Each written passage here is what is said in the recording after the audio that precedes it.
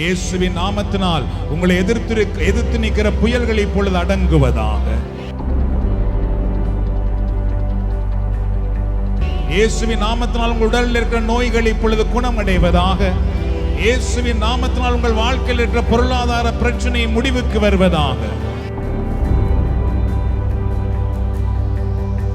இயேசுவின் நாமத்தினால் உங்கள் குடும்பத்துக்குள் இருக்கிற இருளின் வல்லமைகள் இப்பொழுது வெளியேறுவதாக. இயேசுவின் நாமத்தினால் உங்கள் வாழ்க்கையில் இருக்கின்ற எல்லா விதமான பிசாசின் கட்டுகளும் கட்டவிழ்க்கப்படுவதாக.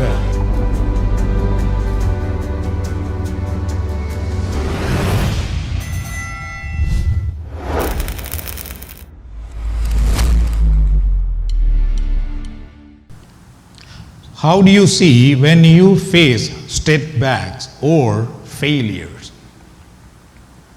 உங்கள் வாழ்க்கையிலே பின்னடைவுகளை அல்லது தோல்விகளை அல்லது பிரச்சனைகள், துன்பங்களை, போராட்டங்களை சந்திக்கும் பொழுது நீங்கள் எவ்வாறு உணர்கிறீர்கள்? Setbacks and failures are natural part of the journey towards success. நம்முடைய வாழ்வில் வருகிற எல்லா பிரச்சனைகள், துன்பங்கள், பின்னடைவுகள் எதுவாக இருந்தாலும் அவைகள் ஒவ்வொன்றும் நம்முடைய வாழ்வின் வெற்றிக்கான நிகழ்வுகள் என்பதை நாம் அறிந்து கொள்ள வேண்டும். They are not sign of weakness or defeat, but opportunities to learn and grow. அந்த துன்பங்கள், போராட்டங்கள் பார்த்தீர்கள் என்றால் எங்கள் வாழ்க்கையிலே நம்மை கீழே தள்ளி விடுவதற்காகவோ, நம்முடைய வாழ்க்கையை அழித்து விடுவதற்காகவோ, பின்வாங்கி போவதற்காகவோ வருவதல்ல.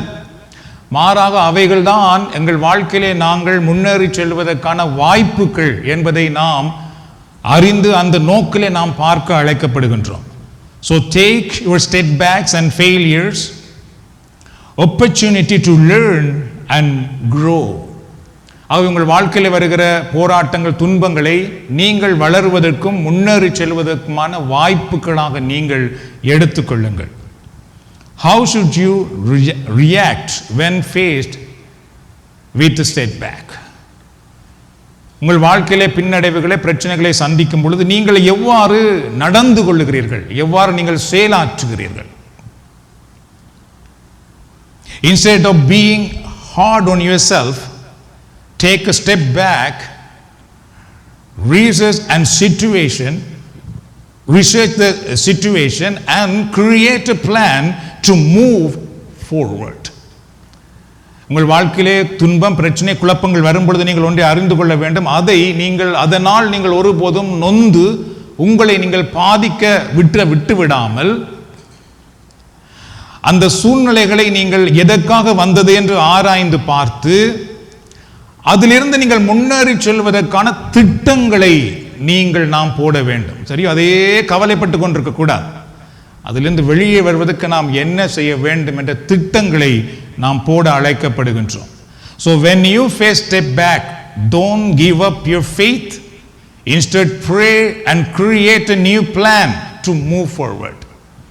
ஆகவே துன்பங்களை சந்திக்கும் பொழுது ஒருபோதும் தயவு செய்து உங்கள் விசுவாசத்திலிருந்து பின்னடைந்து போக வேண்டாம், விசுவாசத்தை தளர்ந்து போக வேண்டாம். மாறாக நீங்கள் முன்னேறி செல்வதற்கான திட்டங்களை தயவு செய்து நீங்கள் போட வேண்டும். சரியோ? ஸோ இந்த நாடுகளெல்லாம் நீங்கள் பார்த்தீர்கள் என்றால் சில நேரத்தில் டிம் ஹோட்டன் எல்லாம் போய் பார்த்தீர்கள் என்றால் அங்குதான் சிலர் இருந்து தங்கள் பிரச்சனைகளை அமைதியாக கதைத்து அதை எவ்வாறு தீர்வுக்கு கொண்டு வரலாம் என்று திட்டமிடுவார்கள். நான் நிறைய பேரை பார்த்துருக்கிறேன். நிறைய வெள்ளை நிறத்தவர்கள்லாம் அந்த இடத்துல வந்திருந்து அவர்கள் சில புக்குகளை எடுத்து கூட பார்த்து, ஏன் இப்படி பிரச்சனை இருக்குது, அப்போ நாங்கள் இதுக்கு என்ன மாதிரி தீர்வு எடுக்கலாம், அல்லது ஃபேமிலி பிரச்சனை இருந்தால் கூட அவர்கள் பொது இடத்திலே வந்து தான் கதைப்பார்கள். என்றால் அங்குதான் தங்களுடைய உணர்வுகளை கட்டுப்படுத்த முடியும். வீட்டிலேருந்து கதைத்தால் சண்டை ஆகிவிடும். அவையே பொது இடத்திலேருந்து கதைக்கும் பொழுது they harm themselves. அவர்களை தாங்களே அமைதிப்படுத்தி அதிலிருந்து கதைத்து தீர்மானம் எடுப்பார்கள். தீர்மானம் எடுப்பது, பிளான் பண்ணுவது மிக அவசியம். And also it is okay to ask for help when dealing with setbacks. உங்கள் வாழ்க்கையிலே சில கஷ்டங்கள், துன்பங்கள் வரும் பொழுது மற்றவருடைய உதவியை நீங்கள் நாடலாமா, கேட்கலாமா என்று பார்த்தீர்கள் என்றால், yes, it is absolutely okay to ask for help. உங்கள் பிரச்சனைகள் வரும் பொழுது இன்னொருவருடைய உதவி கேட்பது மிக மிக உங்களுக்கு உதவியாக இருக்கும். Your responsibility partner can be a valuable source of support during these challenging times. உங்களோடு இருக்கின்ற உண்மையான நண்பர்கள் அல்லது உண்மையான துணையாளர்கள் சரியோ, அவர்கள் உங்களுடைய கஷ்டமான நேரத்திலே சரியான ஆலோசனைகள் ஆறுதல் தந்து உங்களை நடத்தி செல்வதற்கு அது உதவியாக இருக்கும். பல நேரத்திலே சிலர் தங்களுக்குள்ளே வைத்திருக்கிறார்கள். எனக்கு தெரிய சில குடும்பங்களிலே கணவன் மனைவி கூட தங்களுடைய பிரச்சனையை தனிமையாக சுமக்கிறார்கள். இல்லை, அது சில நேரம் உங்களை தனிப்பட்ட முறையிலே பாதித்துவிடும். அதனால நீங்கள் ஷேர் பண்ணி அதை கதைத்து மற்றவருடைய உதவி ஆலோசனை எடுப்பது உங்களுக்கு எப்பயுமே சிறந்தது. பிழையான ஆலோசனை எடுக்கிறவர்களை பற்றி நான் சொல்லவில்லை. ஓரளவுக்கு சரியான ஆலோசனை சொல்லுகிறவர்களை நீங்கள் பழகி அவர்களிடத்தில் ஆலோசனை எடுக்கலாம். So use your parents, siblings, your professors, teachers, friends, and your spiritual family as source to develop your future. ஆகவே உங்களுடைய குடும்பத்திலே கடவுள் உங்களுக்கு நல்ல பெற்றோரை தந்திருக்கிறாரா? பெற்றோரிடத்திலிருந்து ஆலோசனை எடுங்கள். நல்ல சகோதரங்களை கொடுத்திருக்கிறாரா? சகோதரங்களிடத்திலிருந்து ஆலோசனை எடுங்கள். உங்களுடைய ப்ரொஃபஸர்ஸ் அல்லது டீச்சர்ஸ், படிக்கிற பிள்ளைகள், அவர்களிடத்திலிருந்து நீங்கள் ஆலோசனை எடுங்கள் என்று அதெல்லாம் மிக முக்கியம். எனக்கு தெரியும், ஐசாக்கெல்லாம் படிக்கும் பொழுது, ஹை ஸ்கூல் படிக்கும் பொழுதே யூனிவர்சிட்டியில் நான் இதை படிக்க வேண்டும் என்றால் என்னென்ன பாடம் எடுக்க வேண்டும் என்று அங்கே தான் அவர்களிடத்தில் தான் கேட்கக்கூடியதாக இருந்தது. அப்போ அவர்கள் சொன்னார்கள், இதை முதல் எடுங்கள், அதுக்கு பிறகு இதை எடுங்கள், அப்படி எடுத்தால் நீ கெரியாக உண்ட படிப்பை முடிக்கலாம். சரி, அப்போ அதுக்கென்று அவர்கள் அங்கே இருக்கிறார்கள். ஸோ அவர்களிடத்தில் நாங்கள் போய் அந்த ஆலோசனைகளை எடுக்க வேண்டியது மிக அவசியம்.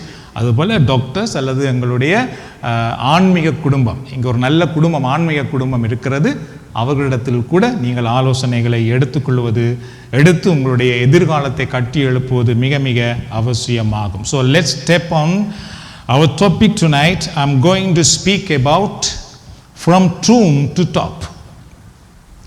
கல்லறையில் இருந்து உயர்ந்த வாழ்வு வரை, கல்லறை வாழ்விலிருந்து உயர்ந்த வாழ்வு வரை என்ற தலைப்பில் இன்றைக்கு நாம் பேச போகிறோம். So if you have Bible, Matthew chapter 8 verse 28 to 32. திருமறை உள்ளவர்கள் மத்தேயு நற்செய்தி நூல் 8ஆம் அதிகாரத்தில் 28 to 32 வரை உள்ள இறை வார்த்தைகளை பாருங்கள். When Jesus arrived at the other side in the region of the Gadarene, 2 demon-possessed men coming from the tombs met Jesus. They were so violent that no one could pass that way. "What do you want with us, Son of God?" they shouted. "Have you come here to torture us before the appointed time?" Some distance from them, a large herd of pigs was feeding. The demons begged Jesus, "If you drive us out, send us into the herd of pigs." Jesus said to them, "Go." So they came out and went into the pigs. And the whole herd rushed down the steep bank into the lake and died in the water. மத்தேயு 8ஆம் அதிகாரத்தில் 28 to 32 வரை நாம் வாசிக்கும் பொழுது திருமறை உள்ளவர்கள் நீங்கள் அதிலே பார்க்கலாம். இயேசு அக்கறை சேர்ந்து கதரேனர் வாழ்ந்த பகுதிக்கு வந்த பொழுது பேய் பிடித்த 2 கல்லறைகளிலிருந்து வெளியேறி அவருக்கு எதிரே வந்து கொண்டிருந்தனர். அவ்வழியே யாரும் போக முடியாத அளவுக்கு அவர்கள் மிகவும் கொடியவர்களாய் இருந்தார்கள். அவர்கள், "இறை மகனே, உமக்கு இங்கு என்ன வேலை? குறித்த காலம் வரும் முன்னே எங்களை வதைக்கவா இங்கே வந்தீர்?" என்று கத்தினார்கள். அவர்களிடமிருந்து சற்று தொலைவில் பன்றிகள் பெருங்கூட்டமாக மேய்ந்து கொண்டிருந்தன. பேய்கள் அவரிடம், "நீர் எங்களை ஓட்டுவதாயிருந்தால் அப்பன்றி கூட்டத்துக்குள் எங்களை அனுப்பும்" என்று வேண்டினர். அவர் அவற்றிடம், "போங்கள்" என்றார். அவை வெளியேறி பன்றிகளுக்குள் புகுந்தன. உடனே அக்கூட்டம் முழுவதும் செங்குத்து பாறையிலிருந்து கடலில் பாய்ந்து நீரில் வீழ்ந்து மடிந்தது என்று நாம் பார்க்கிறோம். அன்பானவர்களே, இது ஒரு முக்கியமான பகுதி. இன்றைக்கு பலருடைய வாழ்க்கையில், பலருடைய குடும்பங்களில் இது போன்ற ஒரு நிலை இருக்கிறது. பல குடும்பங்கள் இன்றைய கல்லறையில் வாழ்வது போல பல இருளுக்குள் பல பிரச்சனைக்குள் வாழ்ந்து கொண்டிருக்கிறார்கள். சில குடும்பங்களில் நிறைய வன்முறைகளை கூட நாம் பார்க்கலாம். ஸோ இவைகளுக்கு பின்னால் என்ன இருக்கிறது, ஏன் இது போன்ற வாழ்க்கை முறை நம்முடைய குடும்பத்துக்குள் வந்திருக்கிறது என்பதை நாம் அறிந்து கொள்வது மிக சிறந்தது. The Gospel of Matthew that teaches about the authority and compassion of Jesus from this passage. இந்த பகுதியிலிருந்து மத்தேயு நற்செய்தியாளர் ஆண்டவராக இயேசு கிறிஸ்துவினுடைய அதிகாரத்தை பற்றியும் அவருடைய மனதுருக்கத்தை பற்றியும் நமக்கு எடுத்து காட்டுகின்றார். It shows us how Jesus brings hope and freedom even in the darkest of situation. ஒரு இருள் சூழ்ந்த பிரச்சனைகள் நிறைந்த கல்லறை போன்ற ஒரு நிலையிலும் இயேசு எவ்வாறு ஒரு வாழ்வை விடுதலையை கொண்டு வருகிறார் என்பதை இந்த பகுதி நமக்கு எடுத்து காட்டுகிறது. என்றால் அந்த பகுதியில் மக்கள் யாருமே அந்த இடத்துக்குள் போக முடியாத அளவுக்கு அவர்கள் வன்முறையாளர்களாக இருந்தார்கள். அதிலே போக முடியாமல் இருந்தது. ஆனால் இயேசு வந்தார். இயேசு வருவதை கண்டவுடனே அந்த பேய் பிடித்தவர்கள் இயேசுவின் இடத்தில் வந்தார்கள் என்று நாம் பார்க்கிறோம். அந்த அளவு இயேசுவிடத்தில் வல்லமை இருக்கிறது. ஸோ அதற்காக தான் அந்த ஜெப கூட்டம் கூட எங்களால் முடியாது, எங்கள் சக்தியால் முடியாது, ஆனால் இயேசு வர வேண்டும். அவருடைய பிரசன்னத்துக்கு முன்பதாக நம்முடைய வாழ்க்கையில் இருக்கிற அனைத்து தீமைகளும் மண்டியிடும் என்பதுதான் உண்மை. அதனால தான் இறை வழிபாட்டில் அவருடைய பிரசன்னத்தை கொண்டு வர வேண்டியது, அழைக்க வேண்டியது மிக மிக அவசியமாக இருக்கின்றது. If you are in the darkest situations today, is your day to look at Jesus and receive your freedom, your blessing, and your hope and your healing. நீங்களும் இந்த நாளிலே இது போன்ற சில பிரச்சனைகளை இருப்பீர்களாக இருந்தால் இன்றைய நாள் நீங்கள் ஆண்டவராக இயேசு கிறிஸ்துவை நோக்கி பார்க்கிற உன்னதமான ஒரு நேரம். உங்கள் துன்பம், உங்கள் வேதனை, உங்கள் கஷ்டம், உங்கள் பிரச்சனைகளிலிருந்து இயேசு கொடுக்கின்ற அந்த விடுதலையை நீங்கள் பெற்றுக்கொள்ளுங்கள். நாம் பாடுவது போல, அப்பா நான் உம்மை பார்க்கிறேன். இந்த பாடலை பாடும் பொழுது நிறைய பேர் பாடலாகவே பாடுவார்கள். எனக்கே சில நேரம் உணரக்கூடியதாக இருக்கும், பாடலாகவே பாடிக்கொண்டிருக்கிறார்கள் என்று. ஆனால் அந்த பாடலை பாடும் பொழுது உண்மையாகவே நாம் எங்கள் தந்தையை நோக்கி பார்க்க வேண்டும். அந்த அப்பா நான் உம்மை பார்க்கிறேன் என்று சொல்லும் பொழுது எங்கள் உள்ளம் உடைய வேண்டும், அழ வேண்டும். ஆண்டவரே, எங்கள் தேவைகளுக்காக, எங்கள் பிள்ளைகளுடைய வாழ்க்கைக்காக, எங்களுடைய குடும்ப வாழ்க்கைக்காக உண்மையே நாங்கள் நேரத்திலே நோக்கி பார்க்கிறோம். இந்த ஜெபம் நம்மிடத்திலிருந்து வர வேண்டும். அந்த பாடல் நேரத்திலே, அப்பா நான் உம்மை பார்க்கிறேன், அன்பே நான் உம்மை துதிக்கிறேன். சொல்லுவோம், அப்பா நான் உம்மை பார்க்கிறேன், அன்பே நான் உம்மை துதிக்கிறேன், அப்பா நான் உம்மை பார்க்கிறேன். நீரே என் வழி, நீரே என் சத்தியம், நீரே என் வழி, நீரே என் சத்தியம், நீரெந்தன் ஜீவனன்றோ, நீரெந்தன் ஜீவனன்றோ. ஆகவே இந்த தியானத்தை கேட்கும் பொழுது, ஆண்டவரே, நீதான் என் வாழ்வின் வழி, நீதான் என் வாழ்வின் உண்மை, நீதான் என் வாழ்வின் முழுமை. ஆகவே உண்மையே நான் பார்க்கிறேன். உம்முடைய வார்த்தையை கேட்கும் பொழுது எனக்கு வேண்டிய விடுதலை, வாழ்வை நீர் தாரும் ஆண்டவரே என்ற ஜெபத்தோடு நீங்கள் பங்கு பெறுங்கள். லைஃப் இன் த டூம்ஸ், கல்லறையின் வாழ்க்கை. The tomb represents the place of death, isolation and hopelessness. கல்லறையில் அந்த மனிதர்கள் வாழ்ந்தார்கள் என்று நாம் பார்க்கிறோம். அவர்களுக்கு வீடு இருந்தது, ஆனால் வீட்டிலே வாழ முடியவில்லை. அவர்களுக்கு நல்ல சமூகம் இருந்தது, ஆனால் சமூகத்திலே வாழ முடியவில்லை. கல்லறையிலே தான் வாழ்ந்தார்கள். ஏனென்றால் அவர்களுக்குள் தீமை இருந்தது, பிசாசின் வல்லமை இருந்தது. ஆகவேதான் அவர்களால் கல்லறையிலே தான் வாழ முடியும். அப்படிப்பட்ட துன்பத்திலே அவர்கள் இருந்ததை தான் நாம் இங்கு பார்க்கிறோம். ஆகவே கல்லறை நமக்கு எதை காட்டுகிறது என்றால், நம்முடைய வாழ்க்கையில் இருக்கிற பிரச்சனைகளை, துன்பத்தை, தனிமையை, நம்பிக்கையற்ற நிலையை கல்லறை நமக்கு எடுத்து காட்டுகிறது. These men had no control over their life. அந்த மனிதர்களால் தங்களுடைய வாழ்வையே கட்டுப்படுத்த முடியாத அளவு இருந்தால் அவர்களை தீமை தான் கட்டுப்படுத்துகிறது, ஆளுமை செய்கிறது. அவர்கள் தங்கள் உடலை வருத்துவார்களாம், வருகிறவர்களோடு போய் சில நேரம் அவர்கள் வன்முறையாக நடந்து கொண்டார்களாம், அவர்களால் கட்டி வைத்து கூட அவர்களால் முடியாமல் இருந்தது என்று நாம் பார்க்கிறோம். ஏனென்றால் அவர்களால் தங்களை கட்டுப்படுத்த முடியவில்லை. எப்பொழுது தீமைக்கு நாம் இடம் கொடுக்கிறோம், அதுக்கு பிறகு அந்த தீமை நம்மை ஆளும், தீமை நம்மை கட்டுப்படுத்தும், நம்மால் அதிலிருந்து வெளியே வர முடியாது. துன்பம், வேதனை தான் நம்மை கட்டுப்படுத்தும், மகிழ்ச்சியை நாம் கொண்டு வர முடியாமல் இருக்கும். And also they were trapped in darkness and suffering.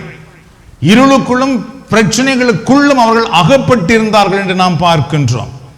This is what Satan tries to do to everyone's life, in every family. இதைதான் சாத்தான் ஒவ்வொருடைய வாழ்க்கையிலும் ஒவ்வொருடைய குடும்பத்துக்குள்ளும் அவன் செய்ய நினைக்கிறான். Satan tries to take control over you, control over your family, control over your children, your future. அழகை பார்த்துக்கொண்டால் எங்களுடைய குடும்பத்தின் மேல், எங்களுடைய தனிப்பட்ட வாழ்க்கையின் மேல், எங்களுடைய பிள்ளைகளுடைய வாழ்க்கையின் மேல், எங்களுடைய எதிர்காலத்தின் மேல் அவன் அதிகாரத்தை எடுத்துக்கொள்வதற்காக அவன் செயல்படுகின்றான். Attempting to trap you in darkness and suffering. இருளுக்குள்ளும் பல பிரச்சனைகளுக்குள்ளும் பல தனிமை உணர்வுகளுக்குள்ளும் உங்களை கொண்டு போய் அடைத்து வைத்திருக்க அவன் பார்க்கின்றான். ஆனால் இந்த நாட்களிலே பாருங்கள், இந்த நாட்டிலே என்னதான் வசதி குறைவு, எல்லா வசதியும் இருக்குது. அப்படி இருந்தும் நிறைய பேர் மன அழுத்தத்தினால் பாதிக்கப்பட்டிருப்பதை நாம் பார்க்கலாம். சரியோ? ஆகவே அழகை எப்பொழுதும் பார்த்திருந்தால் நம்மை ஒரு இருளுக்குள்ளே வைத்திருப்பதற்காக அவன் செயல்படுகிறான். You may not possessed by demons. நான் நீங்களே இப்பொழுது பிசாசு பிடித்தவர்களாக இல்லாமல் இருக்கலாம். But you might be battling things that make you feel helpless, broken or lost. ஆனால் நமக்குள்ளே தனிமை அல்லது ஒரு வேதனை அல்லது ஒரு தோல்வி அல்லது பல போராட்டங்கள் நம்முடைய வாழ்க்கைக்குள் வந்து போராடி கொண்டிருக்கலாம். These are the times Satan tries to catch you in his trap. இந்த சூழ்நிலையிலே தான் சாத்தான் நம்மை தன்னுடைய பொறிக்குள் பிடிப்பதற்காக அவனும் வந்து செயல்பட ஆரம்பிக்கின்றான். But you should know, John chapter 10 verse 10, Jesus said, the thief comes only to steal and kill and destroy. I have come that they may have life and have it to the full. யோவான் 10ஆம் அதிகாரத்திலே 10வது இறைவார்த்தை என்ன சொல்லப்படுகிறது பாருங்கள். திருடுவதற்கும் கொல்லுவதற்கும் அழிப்பதற்கும் அன்றி திருடர் வேறு எதற்கும் வருவதில்லை. நான் இதை பற்றி ஒருபடி முதல்ல நான் பேசியிருக்கிறேன். சாத்தான் முதலாவது என்ன செய்கிறானா, நம்மை திருடுகிறான். அதுக்கு பின்பு என்ன செய்கிறான், நம்மை கொலை செய்கிறான். அதுக்கு பின்பு முழுவதுமாக நம்மை அழிக்க பார்க்கிறான்.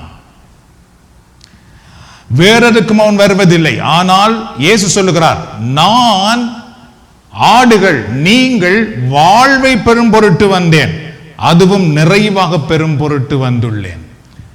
இதுக்கு தானே மக்கள் வராமல் இருக்கிறார்கள். இயேசு என்ன சொன்னார் என்றால், வாழ்வு கொடுக்க நான் வந்தேன். ஆனால் மக்கள் இயேசுவிடத்தில் வர மறுக்கிறார்கள். வெறும் ஞாயிற்றுக்கிழமை கோயிலுக்கு போனால் மட்டும் போதும் என்று நினைக்கிறார்கள். ஞாயிற்றுக்கிழமை கோயிலே எவ்வளவு நாம் இயேசுவை அறிந்து கொள்ளுகிறோம். ஞாயிற்றுக்கிழமை திருப்பலியிலே எவ்வளவு நேரம் நாம் ஆண்டவரை போற்றுகிறோம். நம்முடைய உள்ளத்தினால் ஆண்டவரோடு ஒன்றிக்கின்றோம். நற்கருணை மூலம் இயேசு நம்முடைய உடலுக்குள் வருகிறார், உண்மைதான். அதை திருச்சபை சொல்லுகிறது. நாம் எல்லாரும் ஆம் என்று விசுவாசிக்கிறோம் என்று சொல்லுகிறோம். அந்த இயேசு நமக்குள் வருவாராக இருந்தால், வந்திருப்பாராக இருந்தால், நம்முடைய வாழ்க்கை எப்படி இருக்க வேண்டும்? நமக்குள் ஒரு நஞ்சு போகுமாக இருந்தால் நம்முடைய வாழ்க்கை எப்படி இருக்கும்? மரித்து போகும். அதுதானே ரிசல்ட். அதுபோல வாழ்வு கொடுக்கிற இயேசு நமக்குள் வருவாராக இருந்தால் என்ன நடக்கும்? நம்முடைய வாழ்க்கையிலே அது தெரிய வரும். அன்பானவர்களே, தெரிய வரும். நாம் எல்லோரும் சும்மா சாட்டு சொல்லுவதற்காக, மற்றவர்களிடத்திலிருந்து நாம் நம்மை மறைத்துக் கொள்வதற்காக நாங்கள் கோயிலுக்கு போறோம், நற்கருணை எடுக்கிறோம் அப்படி என்று சொல்லியே வாழ்க்கையை நாம் சில நேரத்திலே அன்பானவர்களே ஒரு ஒரு அறியாமையாக வைத்திருக்க நாம் பார்க்கிறோம். இல்லை. முதலாவது, இயேசு நற்கருணை மூலமாக நமக்குள் வர வேண்டும் என்றால் முதல் வார்த்தை வழியாக நமக்குள் வர வேண்டும். அந்த வார்த்தை தான் அந்த நற்கருணையை நாம் பெற்றுக்கொள்ளும் பொழுது உயிருள்ளதாக நாம் வாழ்வதற்கு உதவி செய்யும். அந்த இயேசுவிடத்திலே தான் இன்றைக்கு மக்கள் வருவதற்கு பின்வாங்குகிறார்கள். அவர்கள் வேறு எதுக்கும் போவதற்கு தயாராக இருக்கிறார்கள். அதெல்லாம் திருமறை சொல்லுகிறது, அழிப்பதற்கும் திருடுவதற்குமே அன்றி வேறு எதுக்கும் நம்முடைய வாழ்க்கையிலே உதவாது.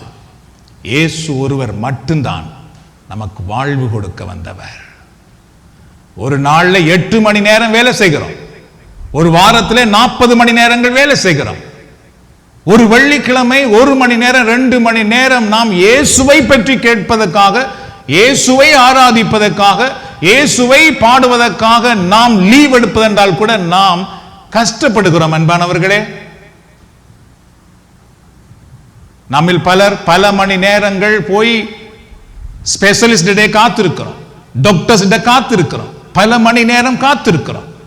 நாம் ஏன் என்ன விசுவாசிக்காமல் இருக்கிறோம்? ஆண்டவர் இயேசுவிடத்திலே போனால் எனக்கு வேண்டிய விடுதலையை தருவார், எனக்கு வேண்டிய வாழ்வை தருவார் என்று ஏன் நம்மால் விசுவாசிக்க முடியாமல் இருக்கிறது? இயேசு சொன்னால் நான் உங்களுக்கு வாழ்வு கொடுக்க வந்தேன். ஆகவே பிரச்சனைகள், துன்பங்கள், நோய்கள், என்ன போராட்டங்கள் இருந்தாலும் இயேசுவிடத்திலே நாம் வந்தால் தான் நமக்கு விடுதலை கிடைக்கும். அவரிடத்திலே வராதபடி தடுப்பதான் சாத்தான். அன்பானவர்களே, ஆகவே இயேசு சொல்லுவார், நான் ஆடுகள் வாழ்வை பெறும் பொருட்டு, அதுவும் நிறைவாக பெறும் பொருட்டு நான் வந்தேன். So Satan's goal is to bring distraction, hopelessness and suffering into your life. சாத்தானுடைய முக்கியமான நோக்கம் நம்முடைய வாழ்க்கைக்குள் அழிவை கொண்டு வர வேண்டும், பிரச்சனைகளை, துன்பங்களை கொண்டு வர வேண்டும். But Jesus brings hope, joy and life. ஆனால் இயேசு நமக்குள் நிறை வாழ்வை, மகிழ்ச்சியை, சமாதானத்தை கொண்டு வருகிறவராக இருக்கின்றார். எல்லாம் சேர்ந்து பாடுவோம் நமக்கு தெரிந்த பாடல். இயேசுவின் நாமம் இனிதான நாமம், இணையில்லா நாமம், இன்ப நாமம். இயேசுவின் நாமம் சக்தி உள்ளது. சில பேருக்கு தெரிந்திருக்கலாம், சில பேருக்கு தெரியாமல் இருக்கலாம். நாங்கள் சில நேரத்திலே தீ ஆவி பிடித்த ஒருவர் இருப்பாராக இருந்தால் அங்கு போனால் அவர்களே எங்களோடு சிரித்தெல்லாம் வடிவாக தான் கதைப்பார்கள். சில இடத்துல அவர்கள் தான் எங்களை வரவேற்று இருக்கிறார்கள். வீட்டுக்கு வாங்கோ, இருங்கோ, தீ குடியுங்கோ, எல்லாமே செய்துட்டு ஜெபிப்போம். சரி, ஜெபிப்போம். இந்த பாடம் தான் அநியமாக நான் ஆரம்பிக்கிறதே. இயேசுவின் நாமம் இனிதான் நாமம் என்ற பாடலை பாட ஆரம்பித்த உடனேயே நீங்கள் பார்த்தீர்கள் என்றால் அப்படியே அவருடைய முகம் மாறும், செயல் மாறும், உடனே கத்த ஆரம்பிப்பார்கள். அந்த அளவு பாருங்கள், அந்த பாடலுக்குள்ளே இருக்கிற கிறிஸ்துவின் நாமத்திலே அவ்வளவு சக்தி உண்டு. நாம் அதை பயன்படுத்துவதில்லை. நாம் எல்லாரும் வீட்டிலே இந்த பாடலை பாட வேண்டும் அன்பானவர்களே. அப்ப வீட்டுக்குள்ளே இருக்கிற தீமை தந்த பாட்டுக்கு பயந்து ஓடும். அதை நாம் செய்யாமல் யார் பேய் திறத்துறவர் வருவார், யார் எங்களுக்கு செபிக்கிறவர் வருவார், அப்படி திரிகிறோம். சரி, the other one, the authority of Jesus, இயேசுவின் அதிகாரம். When Jesus arrived, the demons immediately recognized Jesus and called Jesus the Son of God. இதெல்லாம் நாம் அறிந்திருக்க வேண்டும். இயேசு அந்த கதிரேனர் பகுதிக்கு வந்த உடனே பார்த்து என்றால் இந்த பிசாசு பிடித்தவர்களுக்கு யாரும் சொன்னார்களா இயேசு வந்திருக்கிறார்? இல்லை. அது அந்த மனிதர்களுக்குள்ளே இருந்த பிசாசுகள் இயேசுவை அடையாளம் கண்டு கொண்டது உடனே. என்றால் அந்த இயேசுக்கு முன்னால் அவர்களால் நிற்க முடியாது, அந்த சக்திக்கு முன்பதாக. ஆகவே அவர்கள் இயேசுவை அடையாளம் கண்டு கடவுளின் மகனே அப்படி என்று சொல்லி அவர்களை இப்பொழுது கூப்பிட ஆரம்பிக்கிறார்கள். The demon understand Jesus' power and authority. அதனால்தான் அவைகள் உடனடியாக பயப்பட ஆரம்பித்தது. என்றால் இயேசு வந்திருக்கிறார், அவருக்கு முன்னால் அவர்களால் நிற்க முடியாது. பிசாசுக்கு தெரியும் அன்பானவர்களே, இயேசுவினுடைய வல்லமை என்ன, அதிகாரம் என்ன என்பதே சாத்தானுக்கு தெரியும். அதனால்தான் சாத்தான் என்ன செய்யறான், இயேசுவை மட்டும் நமக்குள்ளே கொண்டு வராதபடி அவன் தடுக்க பார்க்கிறான். என்றால் அவனுக்கு தெரியும் இயேசு நமக்குள் வந்துவிட்டால் தன்னால் இருக்க முடியாது. And demons know that Jesus can command them with just a word. பிசாசுகளுக்கு தெரிந்தது இயேசு ஒரு வார்த்தையினால் தங்களுக்கு கட்டளையிடுவார், கட்டளையிட முடியும், போங்கள் என்று சொல்லி. அது பிசாசுக்கு தான் தெரிந்திருந்தது. That is why you need Jesus. அதனால தான் நாம் எல்லோருக்கும் இயேசு தேவை. When you bring Jesus into your life, into your family and into your business, darkness will lose its authority and power over you. உங்களுடைய வியாபாரத்துக்குள்ளே, உங்களுடைய வருமானத்துக்குள்ளே, உங்களுடைய குடும்ப வாழ்க்கைக்குள்ளே, உங்களுடைய ஊழியத்துக்குள்ளே, உங்களுடைய தனிப்பட்ட வாழ்க்கைக்குள்ளே இயேசுவை நீங்கள் கொண்டு வந்தால் சாத்தான் உங்கள் மேல் வைத்திருக்கிற அதிகாரத்தை அவன் இழந்து விடுகிறான். என்றால் இயேசு வல்லமை உள்ளவராக இருக்கின்றார். What do you want with us, Son of God? இறை மகனே, உமக்கு இங்கு என்ன வேலை என்று சாத்தான் அந்த மனிதர்களுக்குள்ளே இந்த தீய ஆவிகள் இப்பொழுது இயேசுவை பார்த்து பேசுவதை நாம் பார்க்கிறோம். The demons are afraid because they know they have no power over Jesus. பிசாசுகள் எல்லாம் இயேசுவுக்கு பயப்படுகிறது. ஏனென்றால் பிசாசுகளுக்கு தெரியும் இயேசுவுக்கு மேலாக தங்களுக்கு அதிகாரம் இல்லை என்று. அதனாலே நிறைய பேர் இதை அறியாததினாலே நாம் பிசாசுகளை குறித்து பயந்து கொண்டிருக்கின்றோம்.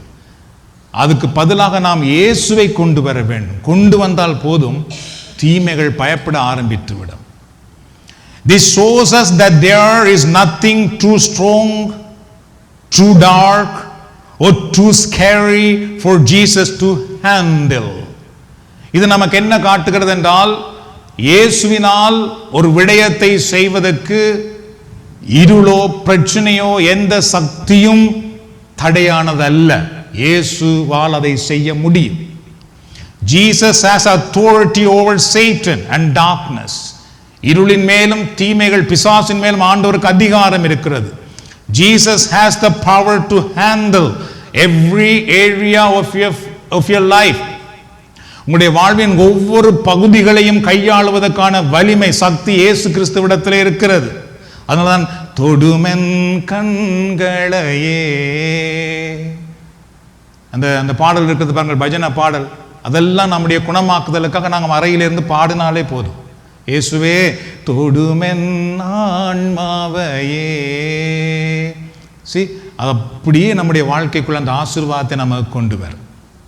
So you should know that Satan is aware of Jesus, and also which is why he tries to keep Christians away from Jesus.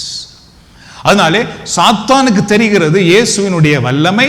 அதனாலே கிறிஸ்தவர்களை இயேசுவிடத்திலிருந்து அவன் தூரமாக வைத்திருக்கிறான். அதான் வெட்கத்துக்குரிய விடயம்.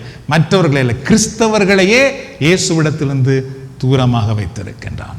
Satan tries to keep your family away from Jesus as well. உங்களுடைய குடும்பத்தையும் சாத்தான் இயேசுவிடத்திலிருந்து தூரமாக வைத்திருப்பதற்காக அவன் செயல்பட்டு கொண்டிருக்கின்றான். The power of Jesus word, ஆண்டவராக இயேசு கிறிஸ்துவினுடைய வார்த்தையின் வல்லமை. When the demons begged to be sent into the herd of pigs, Jesus simply said, go. சாத்தான்கள் அந்த மனிதனுக்குள்ளே இருந்த தீய ஆவிகளுக்கு இப்பொழுது தெரிகிறது, இனி எங்களால் இந்த மனிதர்களுக்குள் இருக்க முடியாது. என்றால் இயேசு வந்து விட்டார், இனி எங்களால் இங்கே இருக்க முடியாது, எப்படியாவது நாங்கள் வெளியே போகவே ஆக வேண்டும். அப்பொழுது உடனே அவைகள் என்ன கேட்கிறதுனால், எங்களை இந்த பன்றிகளுக்குள் அனுப்பும் அப்படி என்று கேட்கிறது. அதுக்கு இயேசு என்ன சொன்னார் பாருங்கள், கோ. ஒரே ஒரு வார்த்தை தான், ஜஸ்ட் கோ. ஆயிரக்கணக்கான பிசாசுகள் வெளியேறிய என்று நாம் பார்க்கிறோம். இயேசுவினுடைய ஒவ்வொரு வார்த்தைக்கும் அன்பானவர்களே அவ்வளவு வல்லமை இருக்கிறது, அவ்வளவு சக்தி இருக்கிறது. அந்த வார்த்தையை நாம் ஒரு போதுமே ஒரு நாளாவது நாம் வாசிக்க மறக்கக்கூடாது, தியானிக்க மறக்கக்கூடாது, ஜெபிக்க மறக்கக்கூடாது. அந்த ஒவ்வொரு வார்த்தைக்குள்ளும் அவ்வளவு வல்லமை இருக்கிறது. With that one word they were cast out of the man. அந்த ஒரு வார்த்தையினால் அந்த மனிதர்களிடத்திலிருந்து தீமைகள் வெளியே வந்தது. This reminds us that Jesus' word is powerful. இது நமக்கு எதை காட்டுகின்றால் இயேசுவினுடைய வார்த்தை அவ்வளவு சக்தி வாய்ந்தது. That is why you need to bring the word of God into your family, into your home. அதனால்தான் இயேசுவினுடைய வார்த்தையை உங்கள் குடும்பத்துக்குள், உங்கள் வீட்டுக்குள் நாம் கொண்டு வர வேண்டும். Read the word of God every day, meditate on it, and don't forget to pray about it. ஒவ்வொரு நாளும் இறை வார்த்தையை வாசித்து அதுக்கு பின்பு தியானிக்க வேண்டும். அதுக்கு பின்பு என்ன செய்ய வேண்டும்? ஜெபிக்க வேண்டும். அந்த வார்த்தையிலே ஜெபிக்க வேண்டும் அன்பானவர்களே. சும்மா வேற ஏதோ ஜெபித்துக் கொண்டிருக்க கூடாது, அந்த வார்த்தையில் ஜெபிக்க வேண்டும். நான் உங்களுக்கு சொல்லிக் கொடுத்தேன், என்னது? கர்த்தருக்கு காத்திருந்து கழுகு போல் பலன் அடைந்து. அந்த வார்த்தையை வாசித்தால் அதுக்கு பின்பு என்ன நாம் செய்ய வேண்டும்? அந்த வார்த்தையிலே நாம் செபிக்க வேண்டும். ஆண்டவரே, இந்த வார்த்தையின்படி என்னை நீர் ஆசீர்வதியும், என்னை கழுகு போல பலனடையும்படி எனக்கு பலன் தாரும், நான் சிறகடித்து பறப்பதற்கு என்னை ஆசீர்வதியும், நான் பிரச்சனைக்குள் இருக்கிறேன், துன்பத்துக்குள் இருக்கிறேன், வேதனைக்குள் இருக்கிறேன், இந்த நேரத்தில் என்னை தொடும் ஆண்டவரே. இதை நாம் செய்ய வேண்டும். வரும் இறை வார்த்தையை மட்டும் வாசித்து நிறுத்திடக்கூடாது. இந்த ஜெபம் தான் நம்முடைய வாழ்க்கைக்குள் விடுதலையை கொண்டு வருகிறது. So God gave His word as your spiritual food to provide you with strength, divine power and protection. ஆண்டவராகிய கடவுள் அவருடைய வார்த்தையை நமக்கு கொடுத்திருக்கிறார். எதற்காக என்றால் அந்த வார்த்தை வழியாக நம்மை பாதுகாக்க, அந்த வார்த்தை நமக்கு ஒரு ஆன்மீக உணவாக இருப்பதற்காக அவர் நமக்கு கொடுத்திருக்கிறார். The last one, the compassion of Jesus. இயேசுவினுடைய இரக்கம். Not only does Jesus show His power, but He also shows His compassion. அந்த இடத்துல இயேசு தன்னுடைய வல்லமையை மட்டும் காட்டவில்லை, ஆண்டவர் இயேசு அவர்கள் மேல் தன்னுடைய இரக்கத்தையும் காட்டினார் என்று நாம் பார்க்கிறோம். He didn't ignore the suffering of these men. Instead, He went to them even though they were feared and avoided by everyone else. எல்லாராலும் அவர்கள் ஒதுக்கப்பட்டு பயப்படக்கூடியவர்களாக இருந்தாலும் இயேசு அவர்களிடத்திலே போய் அவர்களுக்கு வாழ்வு கொடுத்தார் என்று பார்க்கிறோம். So Jesus didn't see these men as hopeless or unworthy. ஆண்டவராக இயேசு அந்த மனிதர்களை பார்த்த பொழுது இவர்கள் பிசாசு பிடிச்சவர்கள், இவர்கள் தீமையிலே வாழ்ந்தவர்கள், பொல்லாதவர்கள், அதனால தான் இவர்களுக்குள்ளே இந்த தீமை வந்திருக்கிறது, அதை அப்படியே நீங்கள் அனுபவியுங்கள் என்று சொல்லிவிட்டு இயேசு போகவில்லை. அவர்கள் வாழ வேண்டும் என்று இயேசு பார்த்தார், அவர்களுக்கு விடுதலை வர வேண்டும் என்று இயேசு பார்த்தார். Jesus saw them as individuals who needed freedom. அவர்களுக்கு உண்மையாகவே அந்த விடுதலை வேண்டும் என்பதை ஆண்டவராக இயேசு தனிப்பட்ட முறையில் அவர்களை கண்ணோக்கி பார்த்தார். And Jesus brought that freedom to them. அது மட்டுமில்லாமல் ஆண்டவராக இயேசு அவர்களுக்கு வேண்டிய விடுதலையை கொண்டு வந்து கொடுத்தார் என்று நாம் பார்க்கிறோம். Jesus freed them from the chains that had kept them bound for so long. பல காலமாக அவர்களை கட்டி வைத்திருந்த அந்த சங்கிலி கட்டுக்களில் இருந்து ஆண்டவர் இயேசு அவர்களுக்கு விடுதலை கொடுத்தார். So this is what you will receive from Jesus today. When you call Jesus, you will see your life change from darkness to light. இதுதான் ஆண்டவர் இயேசு எங்களுக்கும் செய்ய விரும்புகிறார். முக்கியமானது நீங்கள் கவனிக்க வேண்டும். நீங்கள் ஜெப நேரத்தில் ஜெபிக்க போகிறீர்கள். உங்கள் இருளிலிருந்து வெளிச்சத்தை ஆண்டவர் இயேசு கொண்டு வருவார். நீங்கள் இயேசுவை கூப்பிடும் பொழுது you have to open your mouth. நீங்கள் உங்கள் வாயை திறக்க வேண்டும். and then say Jesus, call Jesus. அது மட்டும்தான் நமக்கு வாய் திறக்குதில்லை. ஒரு வீட்டு வழிபாட்டுக்கு போயிருந்தோம், சேவமாலை ஆரம்பித்தோம், எல்லாரும் பெரிய சத்தமாக சேவமாலை சொன்னார்கள். அதுக்கு பின்பு இயேசுவே உம்மை போற்றுகிறோம். இப்படி அமைதியாவே இருக்குது. இரட்சகரே உம்மை போற்றுகிறோம், அமைதியாவே இருக்குது.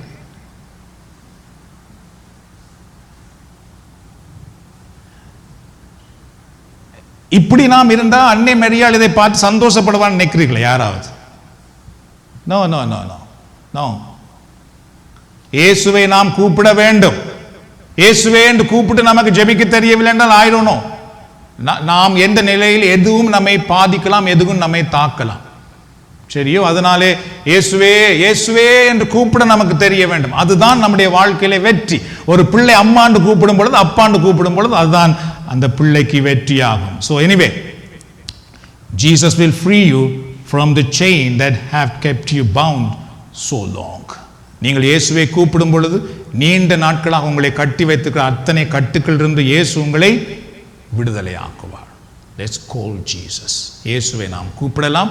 God bless you and your family. ஆண்டவர் உங்களையும் உங்கள் குடும்பத்தையும் ஆசீர்வதிப்பாராக. யாக்கோப் என்னும் சிறு பூச்சியே, நீ ஒன்றுக்கும் கலங்கி விடாதே. இஸ்ரவேலின் சிறு கூட்டமே, நீ எதற்கும் பயந்து விடாதே. உன்னை உண்டாக்கினவர், உன்னை சிருஷ்டித்தவர் உன் முன்னே நடந்து செல்கிறார். உன்னை உண்டாக்கினவர், உன்னை சிருஷ்டித்தவர் உன் முன்னே நடந்து செல்கிறார். தீங்கு உன்னை ஒன்றும் செய்யாதே, தீங்கு உன்னை ஒன்றும் செய்யாதே. அழைத்தவர் கைவிடுவாரோ, தெரிந்தவர் விட்டிடுவாரோ. அழைத்தவர் கைவிடுவாரோ, தெரிந்தவர் விட்டிடுவாரோ. பெயர் சொல்லி அழைத்த தேவன், பெயர் சொல்லி அழைத்த தேவன் உன்னை மகிமைப்படுத்திடுவார், என்னை மகிமைப்படுத்திடுவார். என்னை உண்டாக்கினவர், என்னை சிருஷ்டித்தவர் என் முன்னே நடந்து செல்கிறார். என்னை உண்டாக்கினவர், என்னை சிருஷ்டித்தவர் என் முன்னே நடந்து செல்கிறார். சொல்லுவோம், தீமை என்னை ஒன்றும் செய்யாதே, தீமை என்னை ஒன்றும் செய்யாதே. பலவீனன் ஆவதில்லை, சுகவீனம் தொடர்வதில்லை. பலவீனன் ஆவதில்லை, சுகவீனம் தொடர்வதில்லை. சாத்தான் உன்னை ஜெயிப்பதில்லை, சாத்தான் என்னை ஜெயிப்பதில்லை. சாபம் என்னை அணுகுவதில்லை, சாபம் என்னை அணுகுவதில்லை. என்னை உண்டாக்கினவர், என்னை சிருஷ்டித்தவர் என் முன்னே நடந்து செல்கிறார். என்னை உண்டாக்கினவர், என்னை சிருஷ்டித்தவர் என் முன்னே நடந்து செல்கிறார். சொல்லுவோம், தீமை என்னை ஒன்றும் செய்யாதே, தீமை என்னை ஒன்றும் செய்யாதே. யாக்கோப் என்னும் சிறு பூச்சியே, நீ ஒன்றுக்கும் கலங்கி விடாதே. இஸ்ரவேலின் சிறு கூட்டமே, நீ எதற்கும் பயந்து விடாதே, நீ எதற்கும் பயந்து விடாதே. கண்களை மூடி கரங்களை விரித்துக் கொள்ளுங்கள். இது ஜெப நேரம். ஆண்டவராக இயேசு அன்றைக்கு பிசாசுகளை பார்த்து போ என்று கட்டளை விட்ட உடனே அவைகள் வெளியேறியது. அதுபோல இந்த நேரத்திலே ஆண்டவர் உங்கள் உடலில் உள்ள நோயை பார்த்து, உங்கள் வாழ்க்கையில் உள்ள பிரச்சனைகளை பார்த்து, தீமைகளை பார்த்து போ என்ற உடனே அவை நீங்கி போவதை நீங்கள் பார்க்கலாம். அன்பின் ஆண்டவரே, உம்முடைய வல்ல கரம் உயர்த்தப்பட்டிருக்கிற ஒவ்வொரு கரங்களையும் இப்பொழுது தொடுவதாக. ஆண்டவர் இயேசுவே, நீர்தாமே இப்பொழுது கட்டளை இடுவீராக. ஒவ்வொருவரும் இந்த இடத்தில் விடுதலை பெற்றுக் கொள்ளட்டும். இயேசுவின் நாமத்தினால் தீமைகள் இப்பொழுது வெளியே வருவதாக. இருளின் வல்லமைகள் இப்பொழுது வெளியே வருவதாக. செய்வினைகள், சூனியங்கள், ஏவுதல்கள், மந்திரங்கள், குறி சொல்லுதல்கள், அனைத்து வல்லமைகளும் இயேசுவின் நாமத்தினால் இப்பொழுது வெளியே போவதாக. சக்தி இழப்பதாக. இவர்களுக்கு எதிராக இருக்கிற தீமைகள் இப்பொழுது அனைத்தும் அகன்று போவதாக. உடலில் உள்ள நோய்களுக்காக ஜெபிக்கிறோம். ஆண்டவராக இயேசுவே, உம்முடைய வல்லமையினால் இந்த இடத்தில் வந்திருக்கிற ஒவ்வொருவரும் சுகம் பெற்றுக் கொள்வார்களாக. இயேசுவின் நாமத்தினால் ஒவ்வொரு நோய்களையும் இப்பொழுது குணமடைவதாக. உச்சம் தலையிலிருந்து உள்ளம் கால் வரை உள்ள நோய்கள் அனைத்தும் இயேசுவின் நாமத்தினால், இயேசுவின் தழும்புகளினால், இயேசு கிறிஸ்துவின் கல்வாரி சிலுவையின் வல்லமையினால் இப்பொழுது குணமடைவதாக. இயேசுவின் வல்லமை ஒவ்வொரு உடலுக்குள்ளும் இறங்கி வரட்டும். எலும்புகள், நாளங்கள், மூட்டுகள், தசைகள் ஒவ்வொன்றும் இயேசுவின் நாமத்தினால் இப்பொழுது சுகமடைவதாக. அனைத்து கட்டுக்களும் இப்பொழுது இயேசுவின் நாமத்திலே கட்டவிழ்க்கப்படுவதாக. பல ஆண்டு காலமாக, தலைமுறையாக தொடர்ந்து வருகிற சாபத்தின் கட்டுக்கள் இயேசுவின் நாமத்திலே இப்பொழுது கட்டவிழ்க்கப்படட்டும். வேரோடு அற்று போகட்டும். குடும்பங்களிலே முன்னேற முடியாதபடி, குடும்பங்களிலே மகிழ்ச்சியா இருக்க முடியாதபடி, குடும்பத்திலே ஒற்றுமையா இருக்க முடியாதபடி, ஆண்டவராக இயேசு கிறிஸ்துவின் வல்லமையை காண முடியாதபடி, ஒவ்வொரு குடும்பங்களிலும் தொடர்ந்து வருகிற எல்லா விதமான சாபத்தின் வல்லமைகளும் இயேசுவின் நாமத்தினால் இப்பொழுது விலகி போவதாக. ஆண்டவருடைய வல்லமை ஒவ்வொருவருக்குள்ளும் இறங்கி வரட்டும். ஆண்டவர் கொடுக்கிற சமாதானம் ஒவ்வொருவருக்குள்ளும் இறங்கி வரட்டும். ஆண்டவர் கொடுக்கிற விடுதலை ஒவ்வொருவருக்குள்ளும் இறங்கி வருவதாக. இயேசுவின் நாமத்திலே ஜெபித்து நீர் கொடுக்கிற ஆசீர்வாதத்தை பெற்றுக் கொள்கிறோம் எங்கள் நல்ல தந்தையே.